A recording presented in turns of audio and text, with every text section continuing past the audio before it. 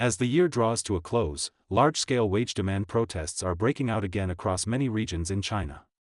From Beijing to Guangxi, even party-run media outlets and state-owned enterprises have been exposed for failing to pay wages. Migrant workers blocked entrances, workers held infants in their arms while demanding pay, scenes that are heartbreaking. Meanwhile, amid the wave of foreign capital withdrawing from China, Japan's Canon shut down production in China but provided its workers with the most generous compensation. Shocking the entire Chinese internet, forming a stark contrast to Chinese companies that delay wages or refuse to compensate employees. At the same time, the Zhejiang Financial Assets Exchange Center's 20 billion yuan collapse triggered days of large-scale protests involving thousands of investors. Armed police were deployed, clashes erupted, and it became the largest mass protest after the Jiangyu incident. Please subscribe and like. With multiple conflicts erupting simultaneously, Chinese society is entering year-end in a state of escalating tension and instability. Wage demand protests reappear across China at year-end.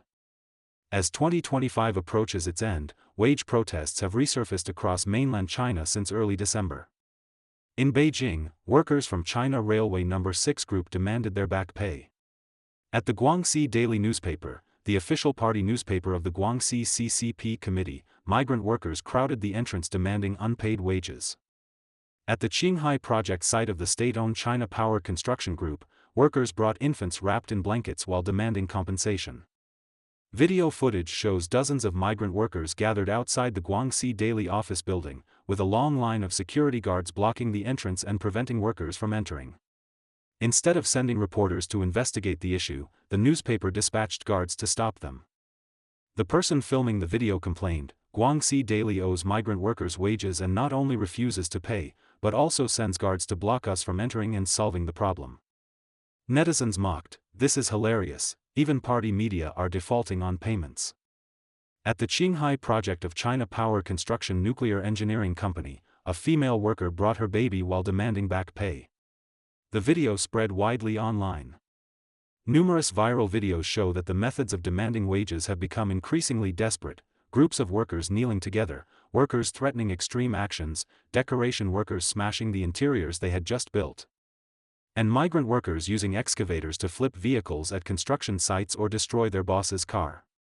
One netizen wrote, "Workers bringing their babies to demand pay, this is the most heartbreaking and desperate image of all. They know that only by bringing the most vulnerable, most morally impactful presence, a child, can they draw attention. The children aren't here to witness their parents' hard work, they are here to witness the cruelty and indifference of this society."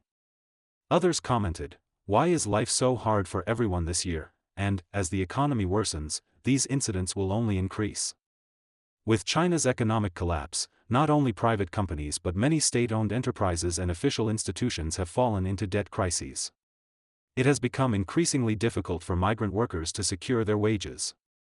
According to research published by EN Network, under Freedom House, China saw a 45% year-on-year increase in protests in the third quarter of this year, reaching 1,392 incidents, with a sharp rise in rights defense actions involving threats of jumping from buildings. Some netizens bluntly stated, "Only by completely overthrowing the CCP and changing the system can China's social problems be fundamentally resolved." Most of China's disasters are systemic disasters. Whether suicide or murder, it is the inhumane CCP system that drives people to desperation. Mass protest in Hangzhou, armed police deployed after major financial collapse, largest demonstration since Jiangyu. The Zhejiang Financial Assets Exchange Center in Hangzhou collapsed under a 20 billion yuan financial product failure. Branding itself as a state-owned enterprise, the platform attracted massive national investment. For several consecutive days, investors from across the country gathered at the company headquarters to demand answers. On December 12, 13, and 14, desperate investors continued their protests. Multiple videos show crowds of thousands, with large numbers of security guards and armed police on site. Physical clashes erupted, many were pushed to the ground, and several individuals were taken away by authorities. Protesters shouted in anger, "Our money is gone, and now they won't even allow us a place to speak." Voices in the crowd yelled, "The police are beating people. Pay back the money. Zhejiang Financial Center, return our money." Analysts have suggested that the funds may have already been siphoned off. With information blocked and the truth concealed, tens of thousands of investors have likely been ruthlessly exploited. The immediate trigger of the collapse was the complete breakdown of the capital chain of its core financing entity, Xiangyuan Holdings. We previously produced a detailed episode analyzing this incident. You may refer to our prior program for more information. The incident continues to escalate. With over 10,000 affected investors, this marks the largest rights defense protest since the mass demonstration in Jiangyu, Sichuan. We will continue monitoring its developments. Canon leaves China. Employees thank the company for its civilized presence. As China's economy collapses, foreign companies withdrawing from China has become a trend. But one phenomenon continues to shock the Chinese public. Why are Chinese employees grateful to foreign enterprises?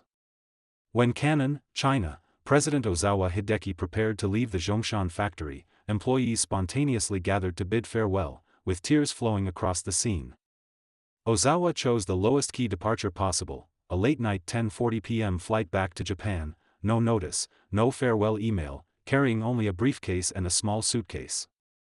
Yet, upon entering the airport departure hall, over 300 employees from Beijing, Shanghai, Suzhou, and elsewhere had gathered on their own. Some were young engineers, others were mid-level managers who had followed Ozawa for more than a decade. Even several retired employees arrived with their families to see him off. Security personnel initially tried to maintain order but were moved by the sincerity of the crowd. One witness recalled. They weren't causing trouble. Everyone was saying, "Please let us see him one last time, just 5 minutes."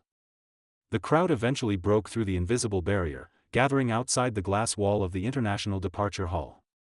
Ozawa's neatly pressed suit became wrinkled from the crowd. He repeatedly bowed, shook every extended hand, and continued saying, "Thank you. Take care."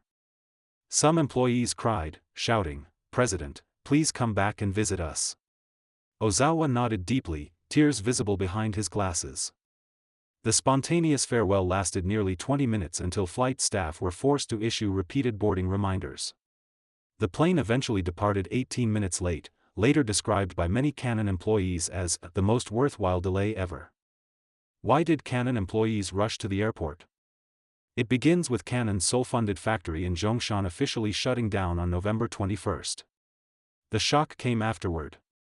Canon's compensation package for its Chinese employees was extraordinarily generous, astonishing the entire Chinese internet.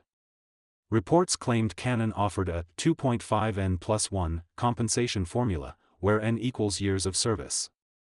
For example, an employee with 10 years of service could receive 26 months of salary, far beyond China's legal minimum severance requirement. Videos showed employees expressing gratitude, "Thank you for bringing civilization here." In contrast, many Chinese companies refuse even the legally required N+1 severance, let alone voluntarily increasing compensation. Netizens complain that domestic employers only know how to exploit workers, saying companies pay only when workers threaten to jump off buildings. I wish I had worked for Canon. When will Canon return to China? I'll only buy Canon from now on. Many praised Canon as a conscience enterprise, calling its severance policy a benchmark for the industry. Interestingly, global media reported the emotional farewell scenes, but Chinese state media uniformly remained silent. Online anti-CCP sentiment surges, Douyin and Bilibili filled with rebellion carnival. Recently on Douyin and Bilibili, netizens have been breaking through censorship by posting videos criticizing the CCP system. Many messages do not explicitly name the party or its leader but clearly express curses and anger toward the CCP. Comment sections have exploded with tens of thousands of people venting their fury, while censorship appears unable to keep up. Many netizens cheered. The Chinese people are truly awakening. Others said that many Chinese had awakened long ago, but their voices were suppressed. The current anti-CCP carnival may indicate a breakdown in censorship mechanisms. Some speculated. Reviewers are lying flat. The government has no money to hire enough censors. The censors themselves aren't getting paid, they're on strike.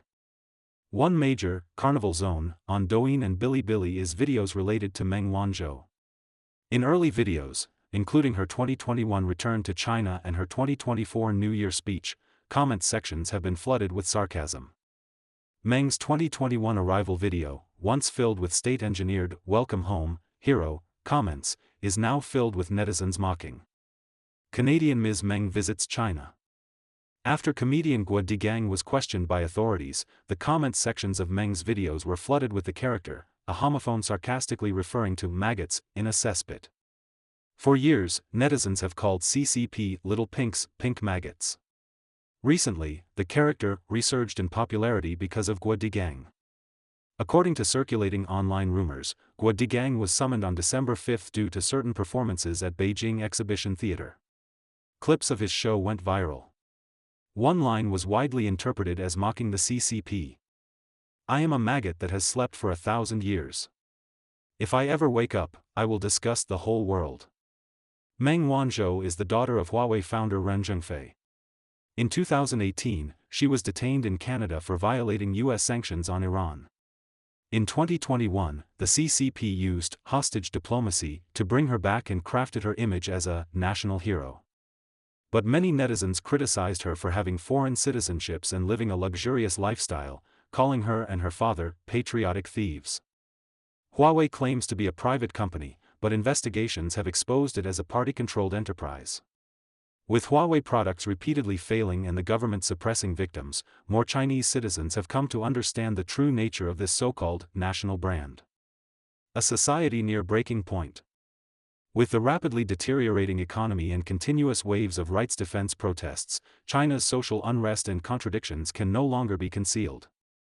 From construction sites to investment markets, from corporations to online platforms, anxiety across all sectors is erupting in different forms.